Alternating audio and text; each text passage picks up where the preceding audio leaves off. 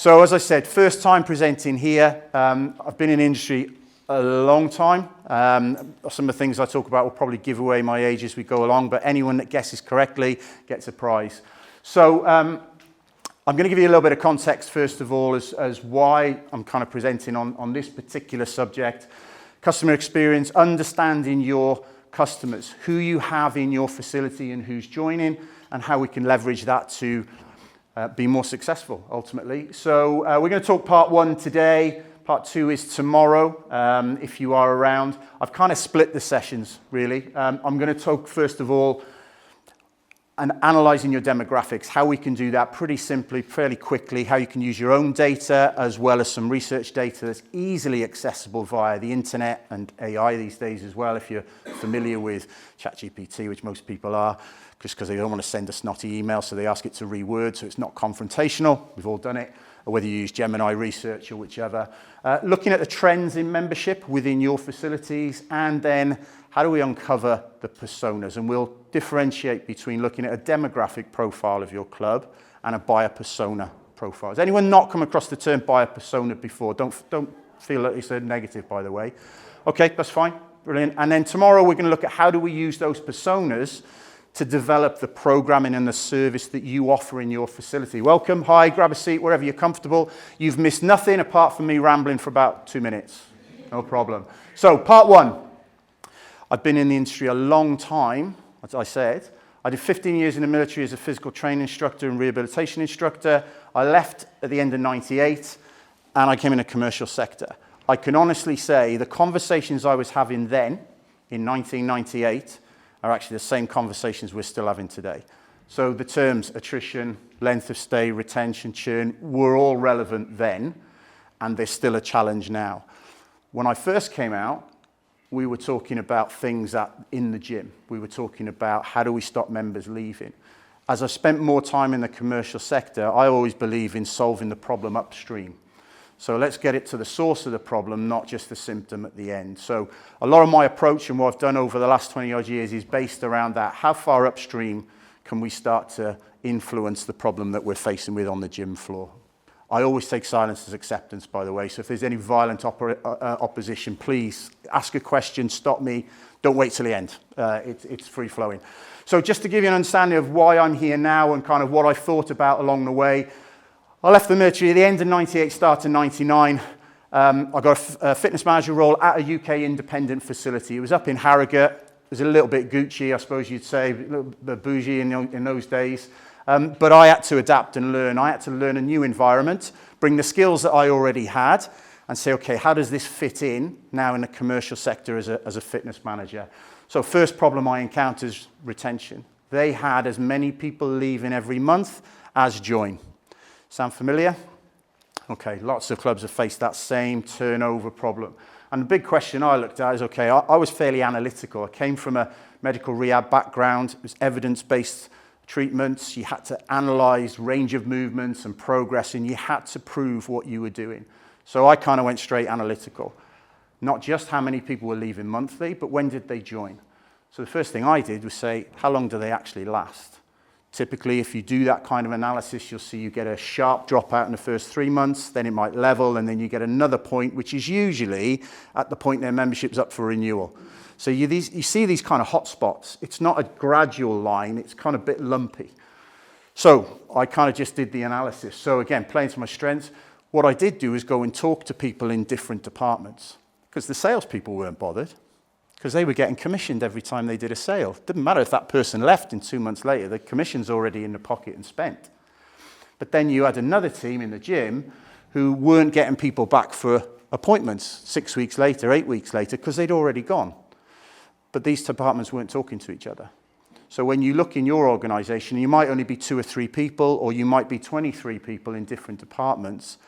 Sometimes we're not necessarily aligned. One department has a view of things which is slightly different. And when you actually get all those different opinions, nobody's really tapping into the problem. So that was my first thing.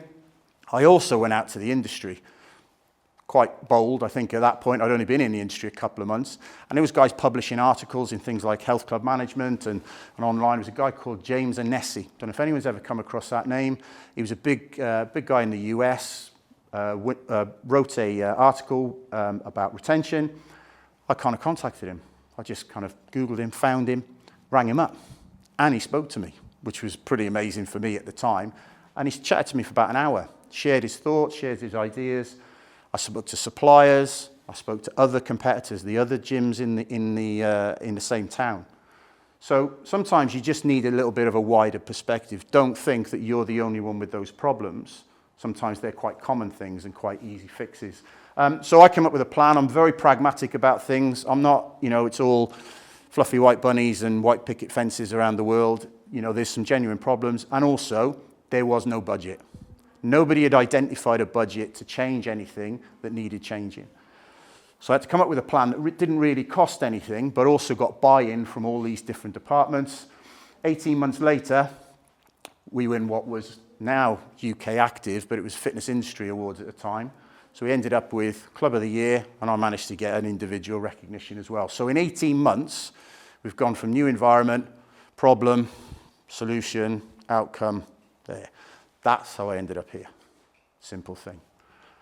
Okay, so 25 years later, lots of businesses I've worked with, but we have a model. We have a model for doing things. So let me run through that quickly, and then let's get on to the real meat of it, buyer personas, which might be the first time we've talked about that, or at least add some flesh to that frame. Okay, so first thing, we identify a problem. And I think this is a model you can use pretty much with anything. This doesn't have to be related to programming. This could be just a problem within your facility. So first things first, how long do members last? That's the crucial thing with retention. Does anyone want to divulge if they've measured this and have got an average length of stay for memberships in their facility? Anyone want to divulge that, or would you rather keep quiet? There's no competitors in here, is there? Anyone got a number? 22 months. 22 months. Okay, 22 months. Is there a contract in place? No lock-in period? No. So it's month to month, you could cancel at any time. Fantastic. Anyone got anything comparable to that or in comparison to that?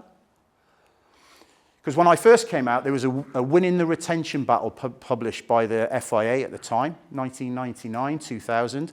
They analysed a whole load of clubs. But what they did, and this is where some things can be a little bit misleading, they used everyone as on a certain software product. And that software product was very, very popular with the big chains and the likes of a David Lloyd and so forth. And guess what? Those companies had contracts and they had lock-in periods at the start of it, 3-month lock-in. So guess what? You're not going to see much drop out in the first 3 months because there's a 3-month lock-in. If you sold a 12-month contract, guess what? Everyone stays at least 12 months. So sometimes you've got to interrogate that data and be really like for like and understand the variables and what could influence that. Because the simple thing, if you want to improve your 6 months dropout rate, put a 6-month contract lock-in in place. That's pretty crude. Doesn't necessarily mean your members are going to stay any longer or come in more often. It's just that's a pure business decision. Has anyone ever done that, by the way? Has anyone ever put in a lock-in period or sold a 12-month contract on that? 6 months, yeah? Yeah? I've got a 3, I've got rolling 6 month, 12 month. Okay. So everyone's on there to something. Cool. And I think if I'm in your shoes now and I'm looking at that, okay, how does the overall length of stay, how is it affected? Do people who are on a 3-month lock-in stay longer? If you're on a rolling contract, average length of stay, if there's a different membership type, does that get a better survival rate? So all these kind of things. But me, I'm curious. You show me one bit of data and I'm asking the next question off the back of it. So that's where I start with.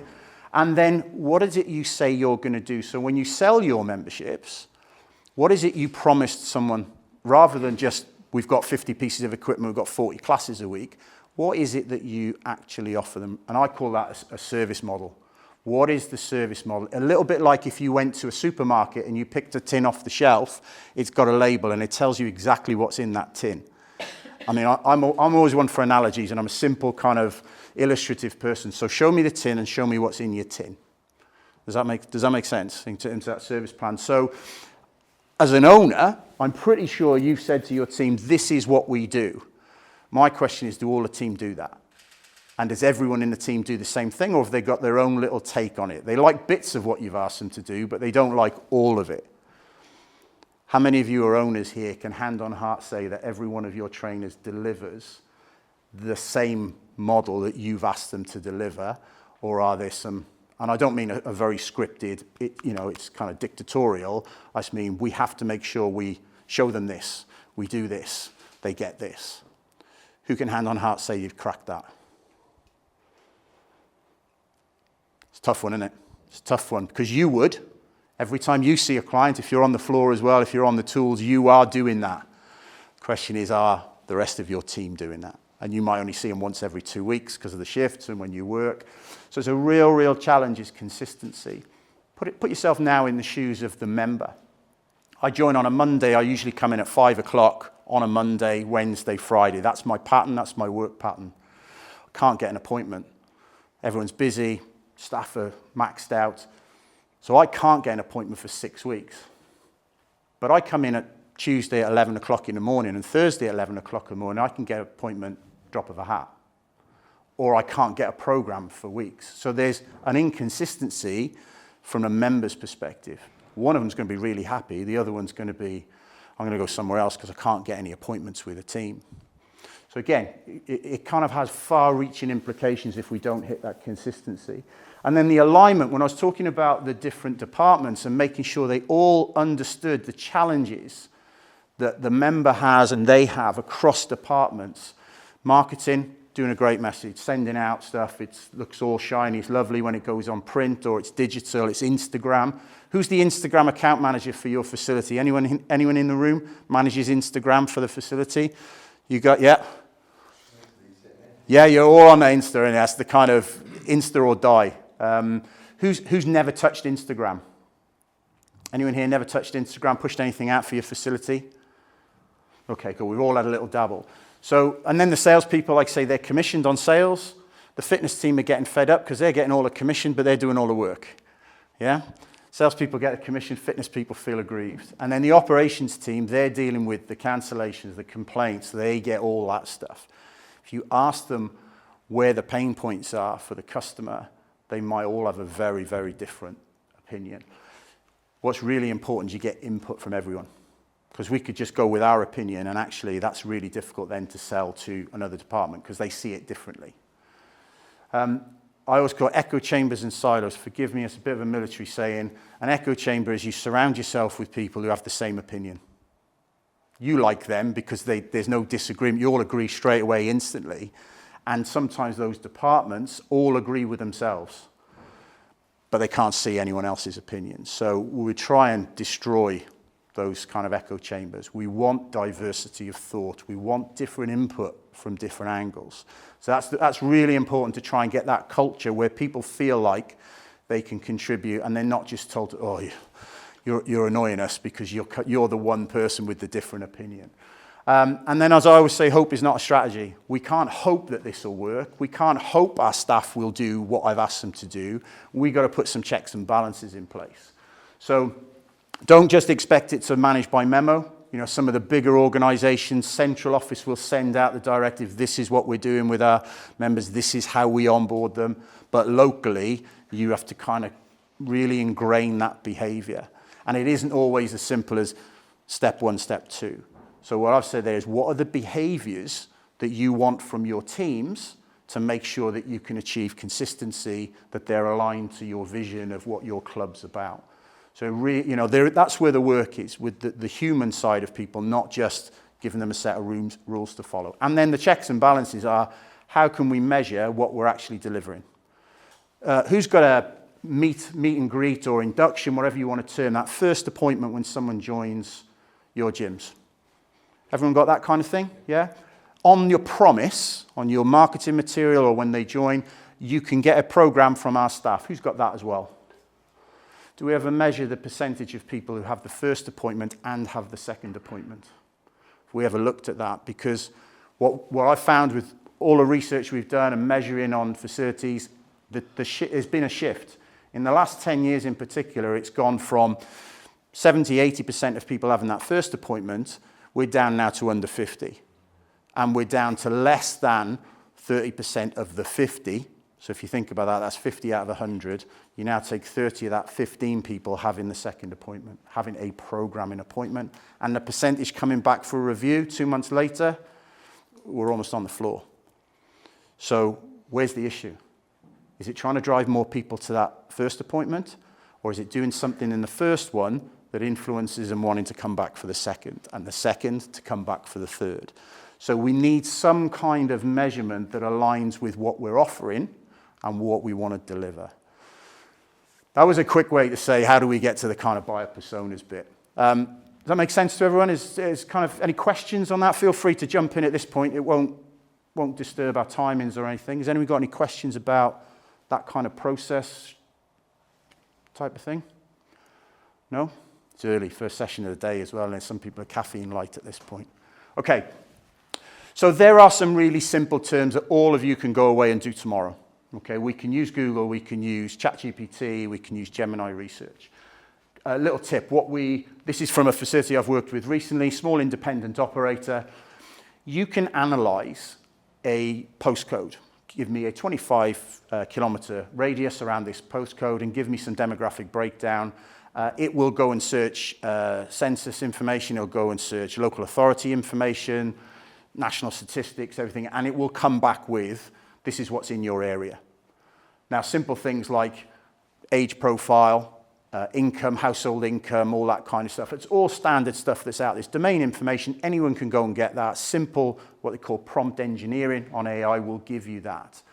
I would say play with it. Just go and play with it. And if anyone wants to follow up after this and go, what's the first prompt I put in? More than happy to share that with you. So kind of things that would come back. Because if you were opening a gym today in an area, you'd go and do your homework and say, how many gyms are in that area already? Is there space for me? Or do I need to go and position it somewhere else? If not, if you're already there, you kind of want to understand what are the opportunities for me to tap into. So we pick a postcode area. There it is. Now, if you think, well, where is my gym actually going to be? It's here. But my postcode covers all this. So if I live that side of that postcode search, that's quite difficult right across town to get there, but I might actually live here. And that's really easy. So again, where you go fishing might be slightly different. So again, domain information comes back, standard search, how many people are in the area? We've heard the statistics about penetration into the market for people joining health and fitness. Okay, so if we say that's 16.9, just under 17%, how many of that, nearly 750,000 people, or 600,000, are already members? How many gyms are there in that area? You know, divide that number by 20. Okay, this is how many members are probably already there. Is there enough people for us to go after? It's a simple maths lesson. There's nothing more than that. But then you want to understand a little bit more. So we get the demographic information, average age, you know, income, all those sorts of things. So has anyone done that on their own facility recently, by any chance? No, aware of it? Know about openings coming in your town or in your city? You know other ones that are in planning, probably the big names like the Pure Gyms and all that stuff. You get that stuff in the media, yeah? Your data, probably even more important, because understanding who you've got right now. So you'll have different leisure management systems. You might have an Excel spreadsheet, or you might have a big ledger. A little bit harder to do when you've got a handwritten ledger, but you can do this really easy from your membership software. Get your member list exported into a CSV file or Excel, and you just want to identify certain fields from your database. One of the challenges that I go back 20 years was certain information that we want hasn't been inputted or isn't recorded on our system. And that's sometimes the issue. And one of those classic ones was start date, believe it or not. The date of you first joined. Now, if you don't know when someone started, when they finished is almost irrelevant because you can't see the time between A and B. So that was a really simple thing. We're talking back in year 2000, and I was banging that drum back then. Thankfully, a lot of that happens now. So if we're looking at a profile, your current members, you can break it down by age. How many of this group compared to this group? Going right back to surveys that have been done before, research that's been done before, older members stay longer. Anyone want to guess why? Anyone want to give any influences on why you think older members will stay at your club longer than under 25s? Like that, they're settled in the area. Yeah. So a lot of the under 25s, the gym near me, like, focuses on them, and they go off to uni, they go find a house, they Yeah. have the income.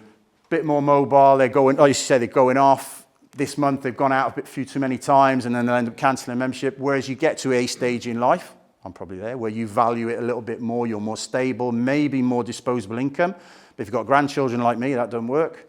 You actually don't have any disposable income as you get older because they all seem to find it. You could break it down by gender.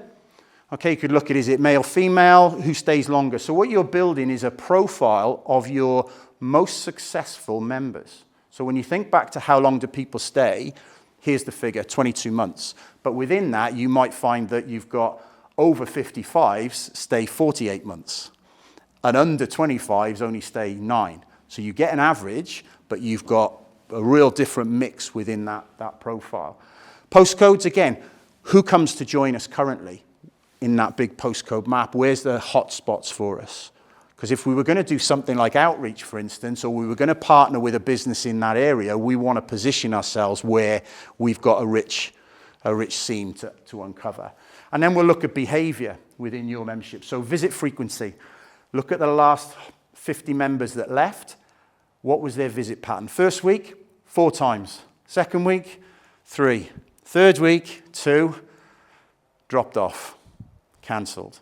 So there's always an early warning sign. If their visit frequency drops 50% from one week to the next, that's a trigger. Are we able to pick up on that? You might look at start date, cancellation date. How long were they live? Now, of course, you may get people cancel their membership months and months after they made their last visit because it's just going out their bank account. They keep meaning to go back, been on holiday, they get ill, they don't come back. The budget gyms, when they first started, thrived on that because they were only charging $9.99. Well, actually, it's probably 2 costas, and they don't mind that going out of their account. If you're paying £50, £60 a month, you're probably going to challenge that a bit quicker. So looking at the behavior pattern, how long, and this is an important one, if you do any interventions, any reactive interventions, this is one which could be quite enlightening. How long from the last visit to the point they cancel? And it'll tell you how many weeks that is. You've got a number of weeks to do something before you're expecting the cancellation to arrive. So if you're going to do anything, you're looking for a pattern. There's 2 weeks of no visit. If I don't do something now, I'm expecting 7 weeks cancel. So again, it's a reactive one, but again, it's something that you can work on. And you might also want to compare what happened in 2025 compared to 2024, and has there been a change? So has the profile of your membership changed? Has the length of stay changed? Because otherwise we're going 22 months, stretching back 10 years. Actually, it might be very, very different this year than it was last year. Has anyone got any major lessons they've learned or changes in their profile, pre-COVID, post-COVID? Has anyone uncovered anything in their own facility, or is it a little bit, I'm going to say, anecdotal? Anyone learned anything different? No? Not looked at it? Because we haven't looked? It's okay, it's all right, no problem. We're busy, right? We're going to look at our own data and make some conclusions, and you have to make those conclusions. You have to have a feel of where your business is and then what to do with it. So what we've looked at here is what we call generational marketing. We've gone, I'm this old, this is my profile. I'm this old, etc. So silent generation, no one in this room of that bracket. I don't think we're boomer quite. We might be borderline. Gen X, probably me. Millennials, Gen Z, all the back row. Instagram crowd, we're there. TikTok as well, yeah. Okay, but actually they all behave slightly differently in terms of how we market, how we message and connect to these people can be very different. This is a bit wordy and I'll apologize, but silent generation, think of your dads and your granddads. Okay, they were brought up, be seen and not heard. Yeah, they're very quiet. They like face-to-face communication. You've probably got some members in your club who, when they come in, the first thing they do is talk to people. It takes them 20 minutes to actually get into the gym, but they love the chat. Yeah, my father-in-law, first half an hour, he's just talking to the receptionist. That's how he likes. He wants you to tell him things. He doesn't want to receive emails. So if you think of communicating with this group, how are they best going to respond? Pick up the phone to them or speak to them when they're in the club. Boomers, very committed. They're not big fans of social media. They might read an email or look at a website, but these are the groups, these two groups are used to getting their information once a day. 9 o'clock news or the paper in the morning. That's how they consume information.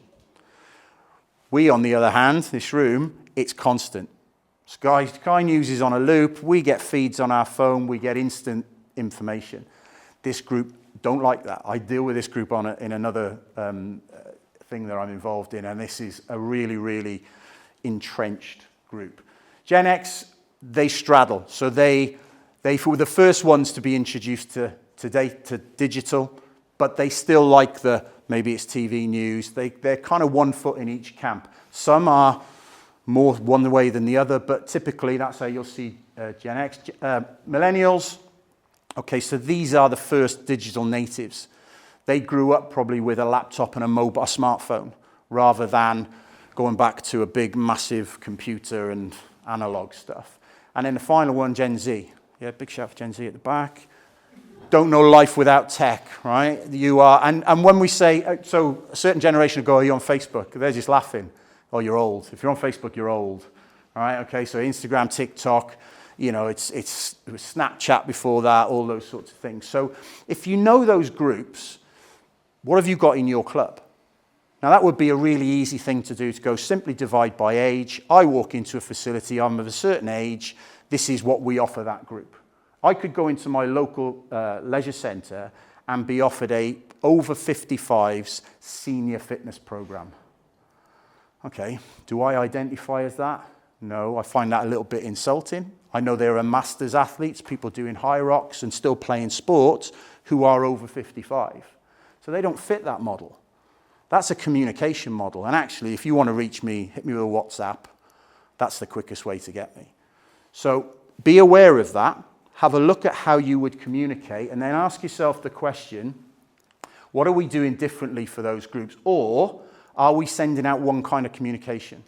Do we do flyers? Anyone still send out flyers? No loud noises there. But sometimes we communicate because it's efficient for us. It's efficient to send out a mass email. Who's the email not getting to? More likely not getting to. Gen Z not looking at an email here. You're not going to bother reading that. Yeah, but hit you with a WhatsApp or an Instagram message, you're going to get that. So sometimes we pick the easiest thing for us, but it's not the most effective way to reach our members. But I don't know what is in your club because I don't know what your mix is. And you might send the same message in different formats, which means it's slightly different. If they're on Instagram, brilliant, because it can be a reel, it can be an image, it can be something really interactive. But if you're going to send a letter, not so much. Yeah? Does that make sense? Okay. So we want a little bit of diverse thinking. Remember, this is about what's right for you, your gym, your members, and the team that you've got realistically. Okay, so how do they reflect your membership as well? So let's have a look at how do your members identify yourself? I don't identify as Gen X. When it comes to my training and what I do, I kind of I still think I'm 21, right? I'm obviously not, but I like to think like that and I like to train a certain way. So when I look at that, this is how I identify, but how does your team see the members? When they're looking across the gym floor, we all do it. We make a quick judgment. We go, he's of a certain age, he's of a certain type. I think this would be right for them. Have we ever asked them? If you imagine when you joined, if you put up some kind of different images of ways to train, would you ask them, which one aligns with you? Which one do you recognize as a little bit like you? Do you see yourself in any of these personas? Why don't we let them pick? Because that'll guide us, right? Your trainers will then go, well, if you like that, okay, let me suggest this for you, rather than you're 58 years of age and I think you'd be doing this. So I always think, why not ask them? What do you see here? So we're now going to talk buyer personas. I was taking this a little while to get there in a bit of context. What do we see? Let's go from left to right. Far left on treadmill, what do we see? Describe that. Describe that kind of person training in the gym. Who do you think that is? So you can run sideways on a treadmill, which is a skill in itself. Yeah, I've seen some strange things done on treadmills, mind, but go with it. What do we think there? Any characteristics you think, well, she's displaying this kind of persona? Athletic and goal-based. Yeah, okay. Yeah, we'll go with that. What about the guy sort of squatting down?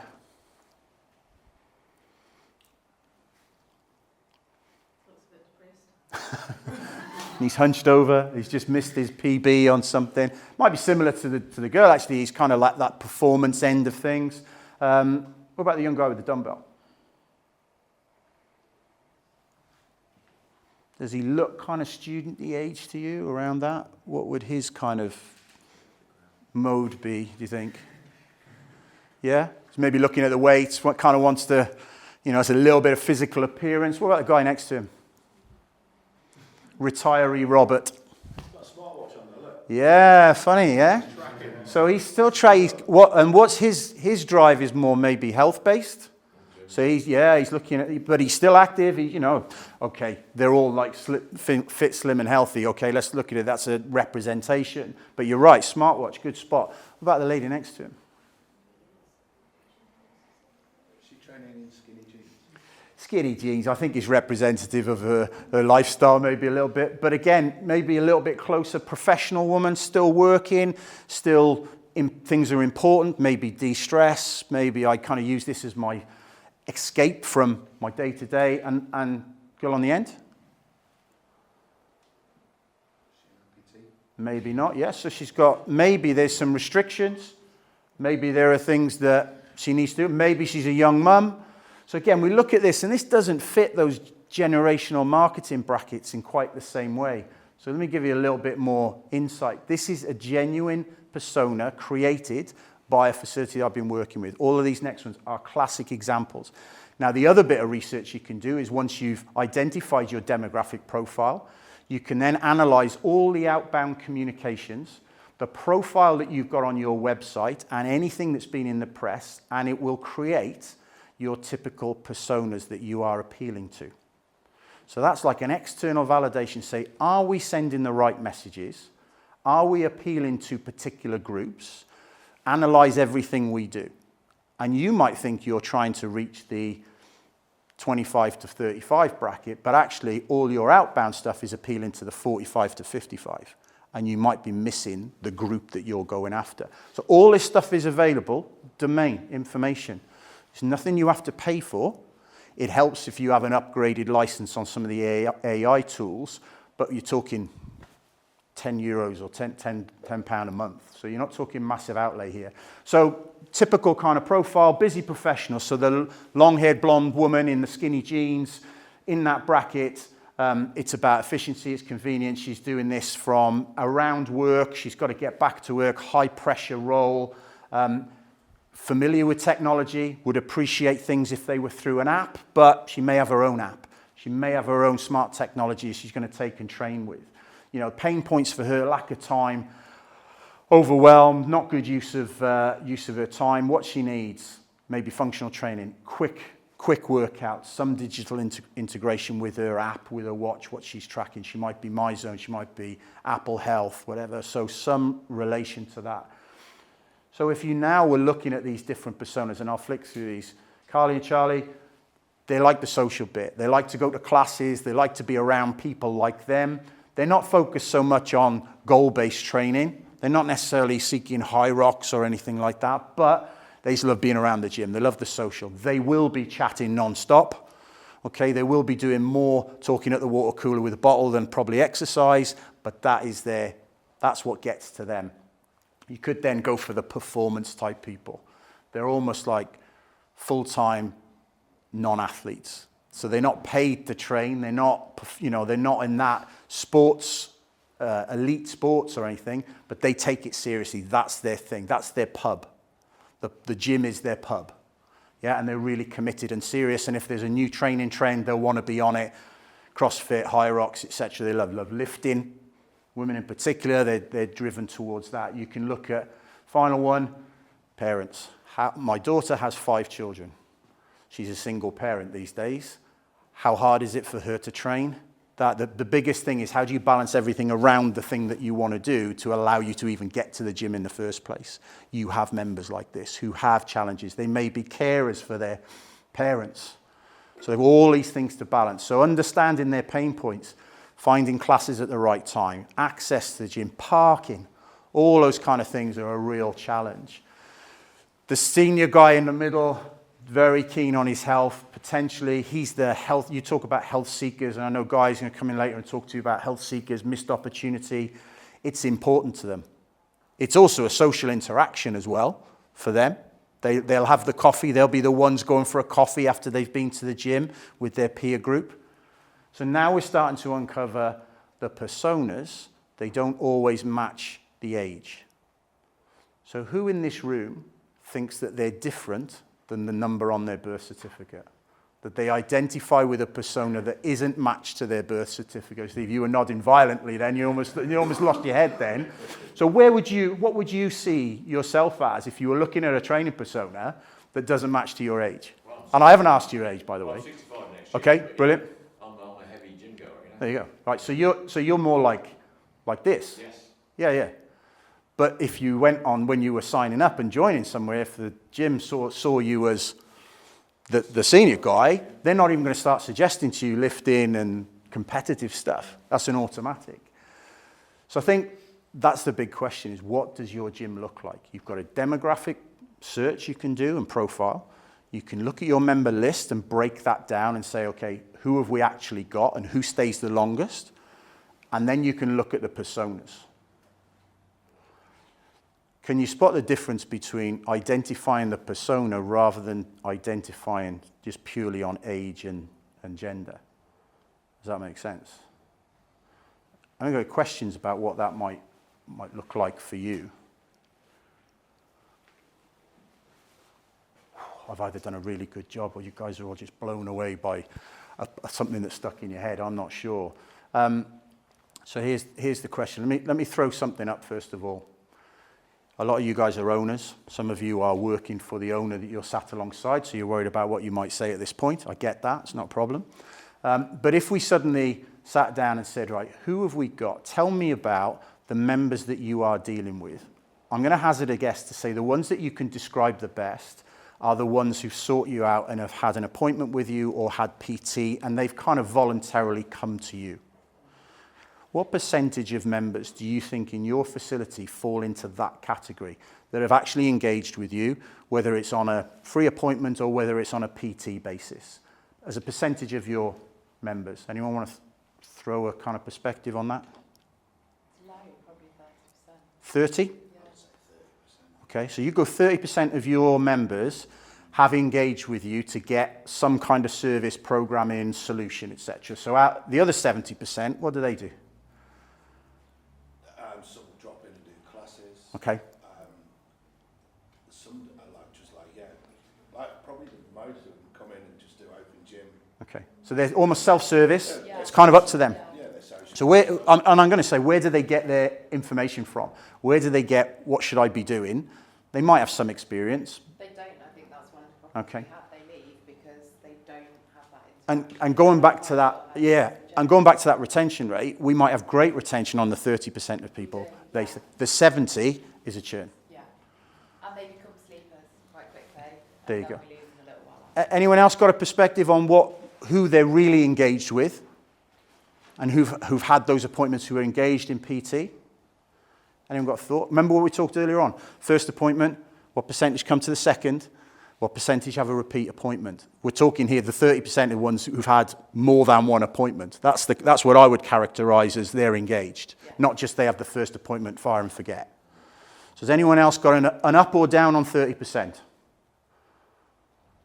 So I've analysed this for 20 years, and the best I've ever come across on a total membership of people who are in what I call the service model and have received that service model is 11%.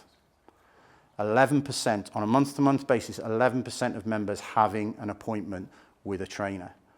And I always say, that's great. I'd imagine that service is fantastic. They're great appointments. What about the other 89%? Sorry, just clarify that statistic again. So you mean of all the gym members, 11% Yep. taking a one-to-one person training? So as they join, if you look at that member journey, 11% have had the offered appointments. So not necessarily PT. Right. So some will go off later and go, oh, I need a PT. But if you go induction, let's call it that, I hate that word, but there it is, induction, programming appointment. The service that the providers... Absolutely. First appointment in 6-8 weeks' time, which is the percent we'll come back and see us in 8 weeks.